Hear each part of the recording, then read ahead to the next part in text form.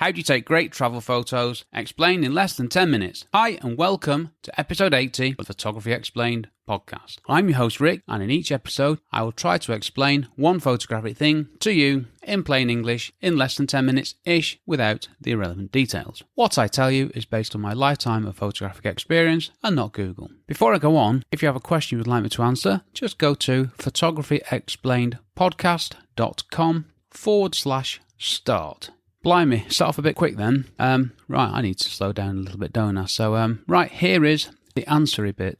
This is what I do to try to take great travel photos. Notice how I said try to then. It'd be rude to be presumptuous of anything else. Okay, 1. Research the area. 2. Look at other people's photos of a location. 3. When you get there, find things to photograph that no one else is publishing. 4. Check the weather. 5.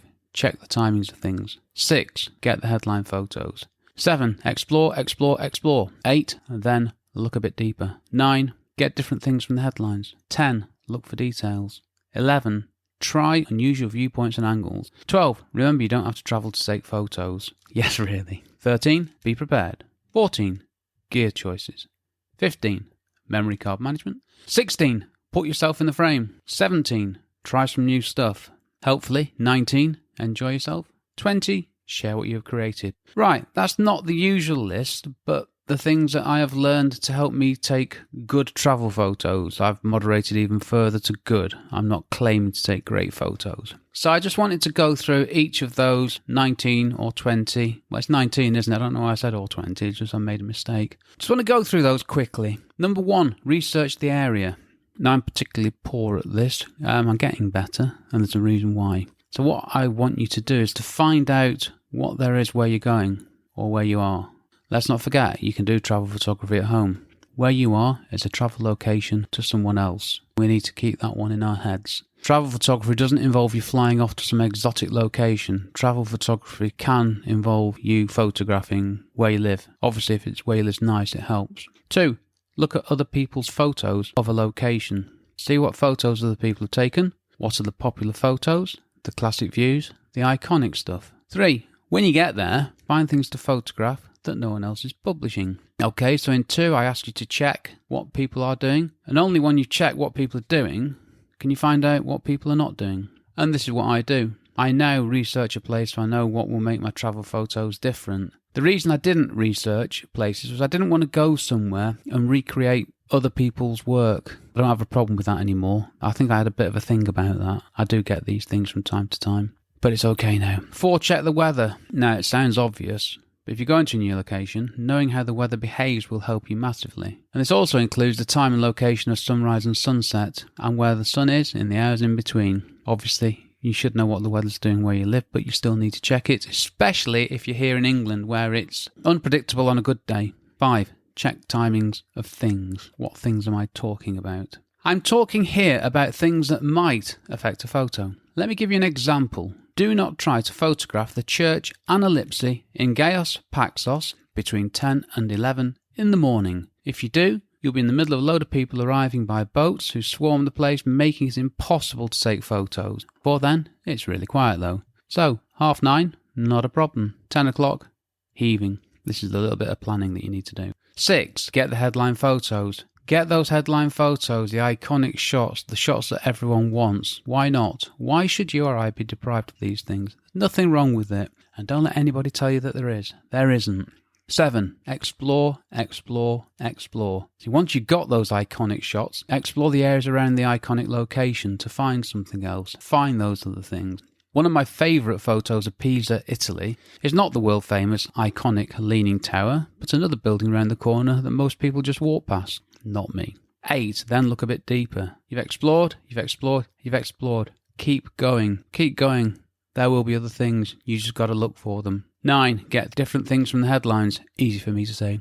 I know I keep banging on about this, and there's nothing wrong with headline photos, but if you want to stand out, if you want to be different, like I do, then you need to get different photos. 10. Look for details. There are details in everything and anything. Buildings, walls, masonry, windows, forests, trees, branches, leaves. Hopefully you get the idea. Rather than getting the iconic photo and moving on to the next historical landmark, that wasn't very good, was it? I would edit it out if I could. Rather than getting the iconic photo and moving on to the next historical landmark, stop and take a much, much closer look. One of the things I do to find new photos is just to walk around looking. Seriously, great technique.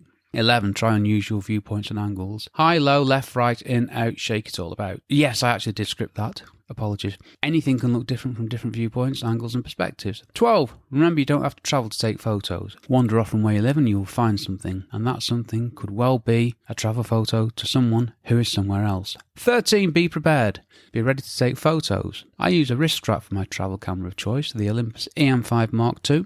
I walk around with it in my hand, always ready to go. And all my gear is prepared before I go out for a wander. Cards formatted, batteries charged, everything cleaned. 14. Gear choices. Long list, isn't it? Take the right gear. I use the Olympus camera with the 12 to 40mm lens and also the 40 to 150mm lens. This covers a massive focal length range in 2 lenses.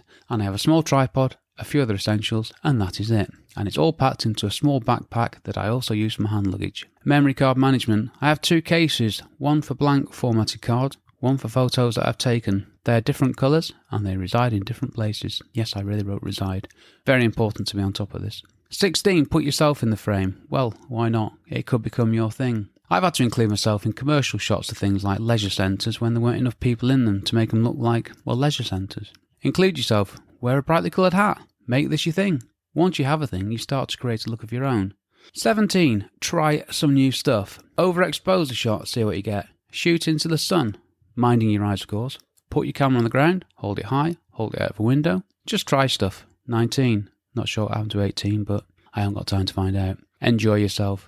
I love travel photography. I genuinely enjoy it, and I want you to enjoy it as well. Number 20. Share what you have created. Well, we have to, don't we, in this social media era? I think it's a wonderful thing to be able to instantly share photos on the web to people all over the world. And for all those people who have negative thoughts about this, just think of a world where we could not do this, which was not that long ago.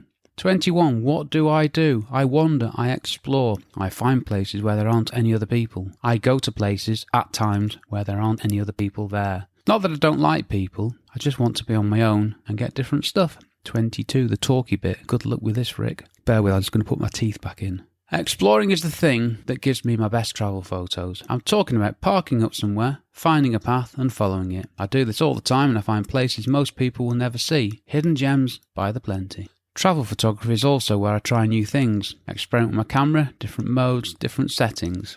Sure, I take photos of the iconic things, but this is not really what I'm looking for. I've never published a photo of the Leaning Tower of Pisa, but I have published photos of the Battistero di San Giovanni, which is the magnificent, sorry, that was a dreadful pronunciation, wasn't it? Which is the magnificent circular domed roof building that most people walk past on the way to the Leaning Tower.